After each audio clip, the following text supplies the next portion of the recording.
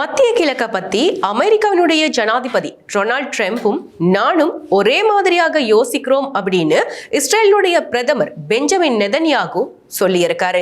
அது தொடர்பாக நெதன்யாகு தொடர்ந்து சொல்லும் போது என்ன சொல்றாரு அப்படின்னா, நான் காசா இஸ்ரேல் போர்னுடைய ஆரம்பத்திலே சொன்னேன் மத்திய கிழக்கினுடைய முகத்தை மாற்றுவோம்னு. ஆனா அப்ப யாரும் நம்ப இல்லை. அதோட நானும் அமெரிக்காவுடைய ஜனாதிபதி டொனால்ட் ட்ரம்ப்பும் எங்களுடைய அந்த தொலைநோக்கு பார்வையை அடையறதுக்கு ஒன்றாக நகரும் போது இந்த மத்திய கிழக்க பத்தி இரண்டு பேருமே ஒரே மாதிரியாகத்தான் யோசிக்கிறோம். ஹமாஸிடம் இருக்கக்கூடிய ஆயுதங்களை முற்றாக அழிக்க வேணும். அப்படி இல்லைன்னா ஜனாதிபதி ட்ரம்ப் சொன்ன மாதிரி அது எளிய வழியில இல்ல கடினமான வழியில அழிக்கப்படும் அப்படிங்கிறதையும், அதோட காசாவுக்குள் நுழையும் ராணுவ படையானது இஸ்ரேலினால் ஏற்றுக்கொள்ளக்கூடியதாகத்தான் இருக்கும் அப்படிங்கிறதுல அமெரிக்கா மிகவும் தெளிவாக இருக்கு அப்படிங்கிற விஷயத்தையும் பெஞ்சமின் நெதன்யாகு தெரிவித்திருப்பதாக சர்வதேச ஊடகங்கள் செய்தி வெளியிட்டிருக்கு.